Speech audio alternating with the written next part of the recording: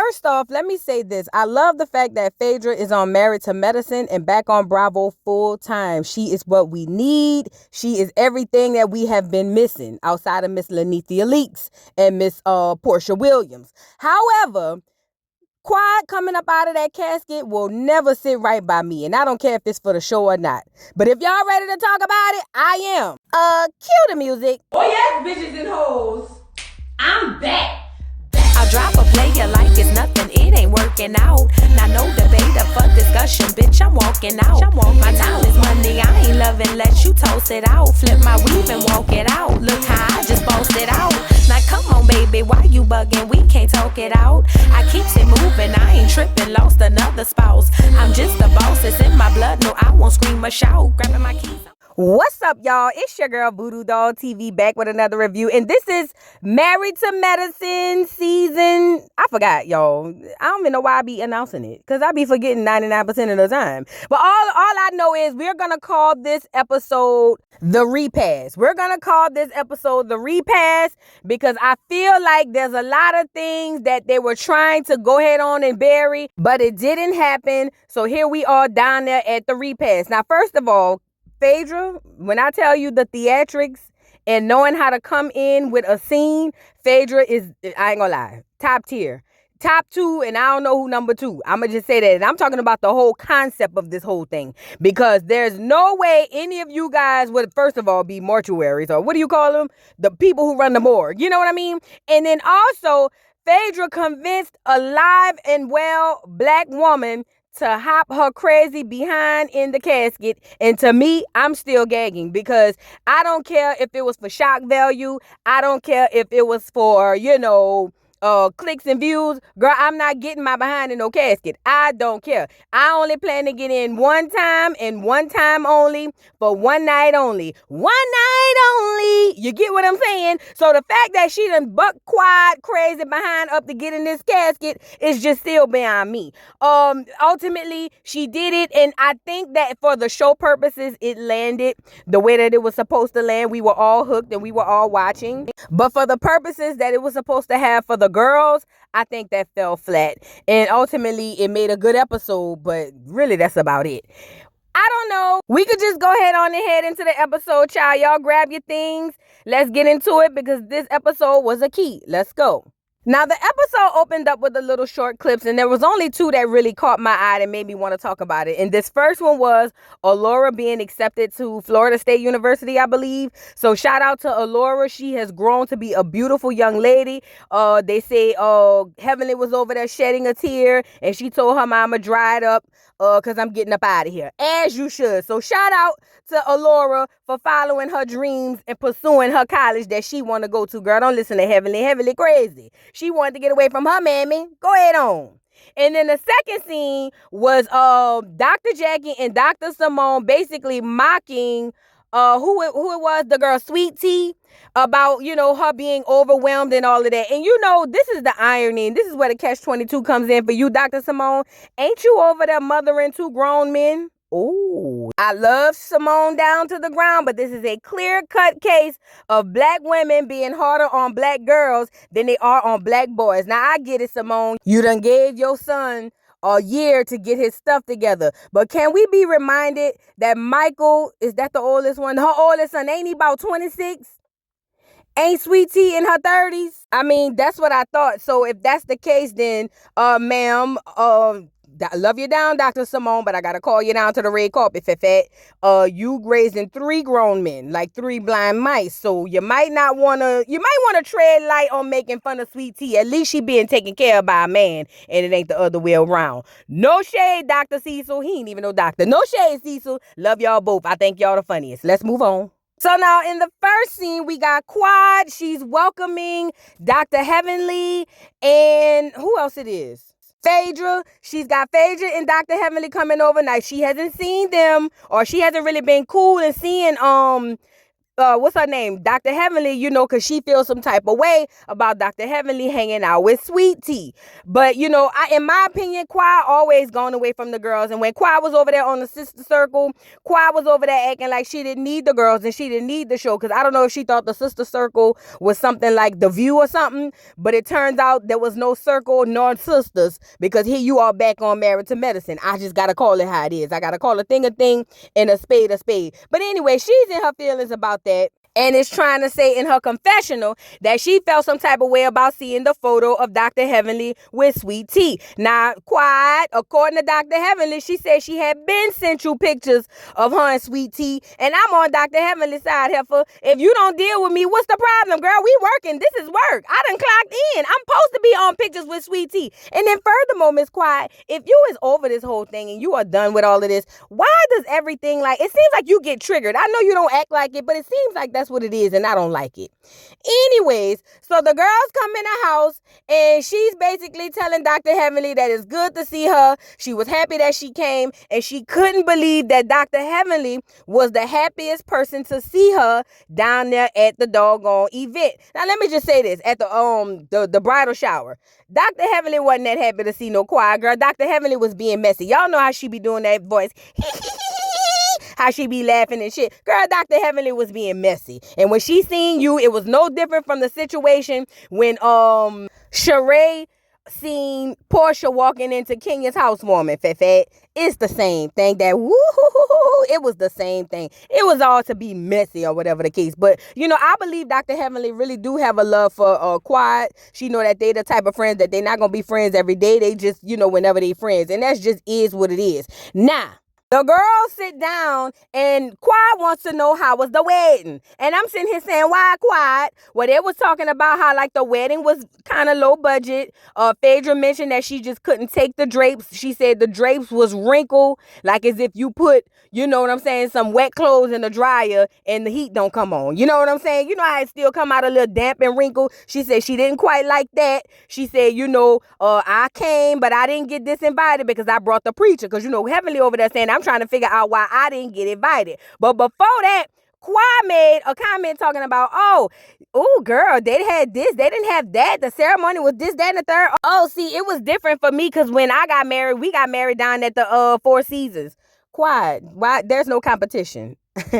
I'm with Phaedra. Maybe he spent all his money on your first marriage, girl. Maybe he realized that it's the dumbest thing in the world to spend all your money on a wedding so people can come in, eat, drink, and be merry while you foot the bill. Maybe that's what it is. I don't know. I'm not really big on weddings like that. I love to go to them, but I'm not spending all my money and no hard-earned savings on no goddamn wedding. If y'all had beef at that wedding, y'all should have kept it at that wedding. You know what I'm saying? So anywho, Heavenly brought up the fact that, you know, Quiet, oh, you gonna come back around the girls because you have been MIA. Quiet feels like the girls need to reach out to her because the phone worked both ways. Quiet, I understand the phone very much does work both ways, but typically people who say that are people who don't reach out, but really rather people reach out to them. And I'm with the girls. I'm with Dr. Jackie and Dr. Simone and all of them. Girl, I'm not kissing your ass. Like, I'm just not. There's a group of girls. You already know how we roll. If you gonna pull up, you gonna pull up. If not, I'm not about to keep running behind you. So her and Dr. Heavenly go back and forth, and Dr. Heavenly was like, don't holler at me. You know, she was like, I don't like when people get to hollering and all of that. But it was literally like pulling teeth, getting Quiet to take responsibility and accountability for her part in it. Because Quiet feels like she does no wrong. Everybody does everything to her. And it drives me insane. Quiet plays a part in not being around the girls just as much as the girls play a part by not calling. So at the end of the day, it is what it is. Quiet finally admitted that she played a part in it, and she's going to come back around the girls. If you ask me, Quiet, no shade, girl, I think you a bad girl. But it's given to me you coming back around because you need the girls. But when you thought you didn't need them, it was, oh, well, whatever. That's just what it's given. I could be wrong. Let's move on. So now Simone pulls, or Dr. Simone, let me put some respect on her name. Dr. Simone pulls her dependent Cecil aside to show him the scrapbook of them kids growing up. And see, I get what she doing. See, not Cecil. Dr. Simone was basically trying to ease in the fact that you baby and Colin and these boys and it's time for them to go. Because, you know, it's almost like he takes on the matriarchal role in the household, and she's more like the, you know, the patriarch. Like she's take care of the bills and all of that. So she's showing him the pictures, and she She's like, look, babe, these kids, remember when they was young? Well, good, because they old now. It's time for them to go. And he's sitting up there saying, huh? And she said, let me ask you a question. Did you tell Michael to go get an internship next summer? And he said, well, yeah, I thought it would be nice. It'll give him some experience and da-da-da-da-da. She said, I'm tired of that, Cecil. It's time for Michael to get his old ass up out the house. The nigga is 26, not 15, not 19. He's 26. He's been in college for 18 years. It's time for him to fight or flight. We got to do him like the birds now. We got to kick him up out of the nest. I mean, no cap. Birds teach their children how to fly. They got an X amount of period of time. If they don't make it, oh well, God bless you. Now, in the doggone confessional, she's over there trying to tell the producers that they are not on the same page, that basically he goes behind her back and coddle and baby the boys. And just as she was saying that, Michael, the oldest one, calling him talking about verification for a Netflix password or something. And I'm sitting here saying, girl, you a better woman than me, Simone. But let me just say this, Dr. Simone, love you down to the ground. Y'all got to watch how y'all over there dragging Miss Sweet Tea. Because at least, well, no, Dr. Jackie taking care of the pendant too, child, and he round there all on her dime, girl. This is crazy. Y'all got to be careful when y'all throw these stones in these glass houses. That's all I'm going to say. But I do like Dr. Simone. I think she's more down to earth of all the doctors. If I had to choose, I would let her look at my cooch. So, that's just my girl. But I have to call a thing, a spade, a diamond, and a heart, a club. You see what I'm saying? Let's move on. So now we all know Phaedra got to be over the top. Phaedra is dressed in all black like the Omen. Hey, your friend singing, this is for my homie. Do you know me? I'm sorry, no Lil Kim. But she dressed in all black with her little butler dude in there. I'm trying to figure out whose child that is. But she got him going door to door like Jehovah Witnesses to drop off the invitations or whatever. So he get to the doors. Most of the women are just like, get this little boy from around here. Dr. Heavenly shut the door on him and said, get him from out of here. You know what I'm saying? But the invitations are paddles, not paddles. Them little fans that you get in the church when it be hot, back in the days. Now they got AC. But it's just them little fans that they get, at the funerals and all of that for them to come down and see who's gonna jump out of the casket. Now, the LaBar said everything went well or whatever, but Dr.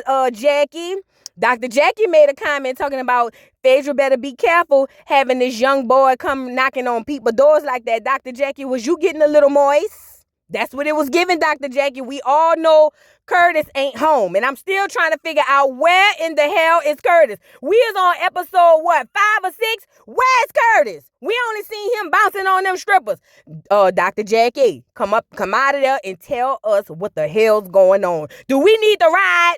What's going on? Where's Curtis? Get off of here, Dr. Jackie. So now in the next scene, Toya FaceTimes Sweet Tea. She just got back from the what do you call it? The honeymoon with her and Dr. G.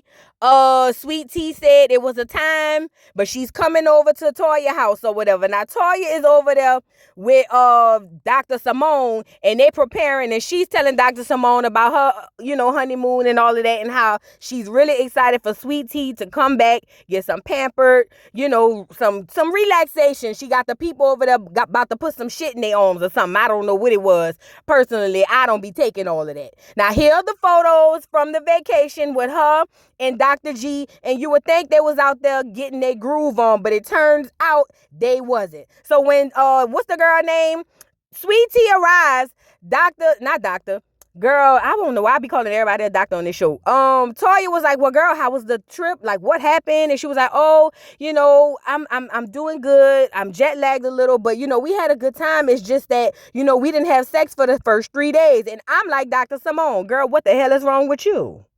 She said, girl, when me and Cecil went, girl, we was bumping and grinding every other day. What are you talking about? And then she asked her, she said, girl, what is going on? Because she said, Sweet Tea said she's been spotty as far as her menstrual go. Now, she thinks it's all stress, but Dr. Simone says a person her age should not be spotty. And, somehow they got on mac and cheese with her cooch and all of that. I don't know. But she said she need to go take a look at that because that's not normal. You know what I'm saying? And it is not for you to be spotty in between your cycles. especially at a young age like that, and she ain't got no churn. You know what I'm saying? So Dr. Simone is very concerned about what's going on, and Sweet Tea could sit up there and act like, this is all new information. Remind you, she done put the doggone baby emoji in that chat to hook Dr. G. Now, let me tell you something, Sweet Tea. I hope you can go ahead on and procreate, because if you can't, Dr. G gonna drag your ass the way he was allegedly dragging Quiet up and down the floor. That's what Quiet said. I don't know. I wasn't there. I don't be by the psychiatry people. But I'm just telling you now, Fat, if you can't have no churn, speak now or forever hold your peace. I hope you can. But I'm just saying, it's given you already know what the hell going on. Talking about you jet lag. Girl, no. How y'all didn't have sex the first 3 days? This don't make no sense. So anyway, she gets up and she finds the little invite from Phaedra and was like, oh, what's this? And Toya was like, oh, you didn't get your invite from Phaedra? And she's like, no, what is this? And look at Dr. Simone. I got mine. She said, I didn't get this. I don't know why she wouldn't send me an invite, And Toya was like, well, I don't know either. She said, you think it's got something to do with Quiet? She said, it better not, because I don't deal with no Quiet. That's what Toya was saying. Toya was like, she better not send me nothing that got nothing to do with Quiet. And so they find out that, Sweet Tea wasn't invited. But Toya said it's cool. Just like she brought Quiet to, invade your space down there at your bridal shower, you can be my +1. Don't worry about it, Fat. You could come on down with me. And I'm sitting here saying, girl, I ain't never been nowhere I ain't invited. I don't know. I just have a pride issue. Maybe it's just me. Either way, Sweet Tea said she'll be around there. So now the girls are on the way in 2 separate vehicles. And let me just say the first thing sticks out to me. Dr. Alicia, they continues to put you on this doggone show and won't even let you get a word in edgewise. Maybe you did, but it just don't make the cut and flow. Dr. Alicia, why is you letting them play in your face, Fat? Why, Dr. Alicia? I forgot your name was even Alicia. Girl, I had to go back and look. Stop letting Bravo play in your face like that. And also, the other 2 girls are on the way. They thinking they don't know where they going. They say, do you think Quiet gonna be there? They say, because that hoe don't really deal with us, And, Heavenly said she gonna be here maybe. I don't know. Now, in the other car, the girls are, trying to figure out the suspense. Everybody is in all black. They're like, girl, what is going on? Why we gotta wear all black? Like, where's we going? Like, we on a whole nother side of the town. And Toya asked Sweet Tea, she said, well, girl, what you gonna do if she don't let you in? Because see, Toya had reprinted, or what do you call it, photocopied the invite and gave one to Sweet Tea. She said, so what you gonna do if she don't let you in? And Sweet Tea was like, bitch, I'm going home. The fuck? And she was like, girl, that's like $1,000 Uber drive. We way down here in a whole nother city. But them hoes don't be living inside the city. It just is what it is. I think Phaedra the only one really.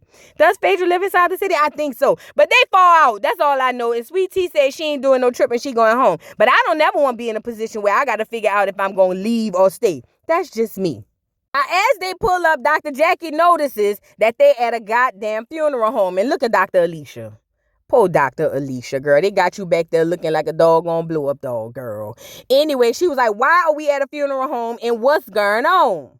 Now, they get out of the car. All the girls will realize that some of them dressed for the prom and the other ones dressed for the club. But they said they at the funeral home. They don't know why. This is very weird. Heavenly was trying to be cool with Sweet Tea. Sweet Tea still holding on to a grudge. And it's just like, Sweet Tea, go lay down, girl. Go lay down. Because, see, you trying to avoid Phaedra, but Heavenly is a mud, too. You know what I'm saying? And we going to get to that. But you got to go lay down, Fat. You doing the most, But anyway, they get to walking in and look at what they see. Bitch, look at Phaedra coming in like them people was looking on Django when they were singing from the funeral hollering, in the sweet by and by. That's all I can remember, girl. Anyway, Phaedra comes in all somber and, coming in with the men's behind her. And I'm sitting here saying, is she the widow? What is going on? What is happening? And here come the men high stepping to heaven with this casket. And I'm sitting here saying there's no way a real person is inside that casket. But if one should be, I'm hoping it's Mariah Huq. I ain't even gonna lie. I'm hoping it's Mariah Huq. We need her back on this show. I love Mariah. Mariah is the show. Y'all girls can say what y'all want. The girl who founded the show and got these girls together, Mariah, unless it's her, I don't care who getting out the casket. It don't really matter. So anyway, these niggas get the high stepping it on up to heaven or whatever. And when they get up to the front, Phaedra gets up there and say what she got to say. She gave a little speech about, I forgot, girl, it don't even matter. Something about people being arisen and Phoenix rises and all of that. And then the thing opens, the casket opens, and you know how they put the thing behind there that say mother, and I say this gotta be quiet. It's gotta be quiet. Cause it's just, I don't know. I just felt like it was. Well, show as shit, look who it is. That hoe popped up out that casket like a goddamn jack in the box, bitch. I said, quiet. And look at quiet. I know you girls thinking that this is a funeral, but the dead has arisen, and this is not a funeral, and da-da-da. And I'm sitting here saying, quiet, get your ass up out of the casket. Now, I'm with Heavenly. Heavenly, like, this bitch done lost it. But really quickly, can we back up 1 second? The shade, when Phaedra said we got a lot of successful women in here. We got coochie doctors. She said we got dentists. And then she said we got professional tennis players. Bitch, I fell through the floor when she said that about Toya. Girl, the shade. Do you hear me? But I'm with Heavenly. This is some bullshit. So anyway, out of the casket hops Quiet, and she got to give her a monologue. Quiet loves her a good monologue. Look at Quiet. Well, I just want to let you girls know that this is not a funeral for me. This is a funeral to bury the hatchet so that we can move forward and get new relationships. So she get to going around the room, girl. She go to Dr. Jackie and say, Dr. Jackie, are we good? Dr. Jackie say, huh? Bitch. Then she moved on to Heavenly. And Heavenly said, I think I could be okay or whatever. She said, but I don't understand what the big deal is with my girl, Sweet Tea. She was like, now let me just say this. I know you feel some type of way because Sweet Tea was like, you said my marriage wasn't going to last. She said, well, girl, prove me wrong. But listen, I don't regret saying what I said. Granted, I could have said it a little better, but girl, I said what I said. Just prove me wrong, bitch. I'm only going off of what Quiet had said because Quiet told me he was down there knocking her head between the washing machine and dryer and being financially abusive. And then you turned around out your own mouth and said you doing the same thing. Now, you got to make this make sense. Now, Sweet Tea don't like that. She's already insecure about her marriage, if you ask me. That's why she's so hell-bent on Heavenly and not inviting her at the last minute to that wedding and all of that. So now Sweet Tea looks over to Heavenly and was like, girl, you basically need to mind your business. And I don't know who you think you is and wooty wham wham wham. All I know is Sweet Tea holler, you trying to judge my man, but wasn't you the one that said you went upside your husband's head with a frying pan? Don't try to judge me over here in my new marriage or whatever. I don't care if yours is 30 years old. Don't try to judge me because my man fight back and yours don't or something like that. I don't know. Anyway, that sent Heavily over the top because, she don't like nobody talking about Dr. Zaddy Damon. Now, Sweet Tea stands up. Sweet Tea, you always standing up, but you don't do nothing after you stand up, and I don't like that for you. But she's standing up. They got, who that is, Simone or somebody trying to hold her back as if Sweet Tea really about to bust a grape. Sweet Tea, go lay down. You wasn't even invited, girl, and you at the funeral home acting a fool, girl. Why would you stand up in front of Dr. Heavenly? You know she's unhinged. And look at Dr. Heavenly. Baby, Dr. Heavenly said, I'll whip your ass like your mama should have did. Girl, little girl, go lay down, little girl. That's what Dr. Heavenly was saying. She was like, don't play with my daddy. That's daddy. Don't play with daddy. So they get to going back and forth or whatever the case may be. And at this point, Sweet Tea, you did too much. You wasn't even invited, girl. You supposed to lay down. You supposed to stay low, lay low or something. How's you up here being loud and acting a fool with Dr. Heavenly as if Dr. Heavenly ain't with that shit? Girl, go lay down. I'm always going to be on Dr. Heavenly's side when it comes to you because first of all, you knew. And secondly, you too emotional, fat. Girl, it's not even this deep. So after they were calmed down, Quad said, this is about me, people. And she turned her attention over to Dr. Simone and Sweet Tea and also Toya. She told Sweet Tea, she said, girl, me and you ain't got no beef. I just want you to know we can bury the hatchet and move on. Sweet Tea said, well, I didn't like that you came to my bachelorette party, but Sweet Tea is too late, fat. If you didn't say it, then shut up now. It's gone. Anyway, then she goes on to Dr. Simone. Dr. Simone said she could move on, but girl, when she got to Toya, she said, Toya, I know we've had our issues. We've had our back and forths or whatever. I don't know how we get here. Toya said, girl, I tell you how we got here. You was right there saying me and my husband is robbers and thieves. Girl, you've been dragging my family for ages. I'm tired of it, bitch. I don't want to be your friend or whatever. And, the girls are trying to get this together. Phaedra is very upset because she says, Basically, Quad ain't taking no accountability for nothing. Quad just want to blame everything on everybody. And I'm with you, Phaedra. See, you just have a Southern Belle way of saying it, but I'ma just say it the way the nigga said where I'm from. Quad, you full of shit, bitch. At the end of the day, you are expecting these girls to kiss your ass simply because you're Miss Quad, as if I don't know what that means. But ultimately, none of these girls have to kiss your ass, girl. You're just not, it's just not giving what it's supposed to give. And Phaedra, this was an epic fail because they not gonna be friends. Now it's time for the repass. The girls get to the back, and Phaedra is still pushing the issue, and she's trying to ask the girls if they could really patch this thing up and move forward. She was like, because this is unnecessary. We got to be around each other. We got to work. Like, Sweet Tea, do you believe that there's an issue going on in the group? And Sweet Tea addressed Phaedra and was like, yeah, I didn't appreciate you bringing Quiet to my reception or whatever. She said that was really messed up. She said, and I know I didn't invite Dr. Heavenly at the last minute, She said, but ultimately, you bringing that girl to my not wedding reception, to my bridal shower was really messed up. And Phaedra was like, girl, all right, we've moved on. We've already talked today. I talked to your husband, bitch. I don't need to talk to you. You to help. That's what I got out of it. Now, Quad and Dr. Jackie have a conversation, and Quad feels like Dr. Jackie has basically abandoned her in the friendship, but Dr. Jackie feels like, Quad, girl, you gets ghost. And that just is what it is. She said, girl, we can move forward. She said, but ultimately, it's going to take two of us, not just one. We're going to both have to put in this work. She said, I'm willing to move forward, but I'm not going to kiss your ass, and I'm with you. Now, Quad decides that she's going to respond and say, you know what, that's right, but let me speak to Toya.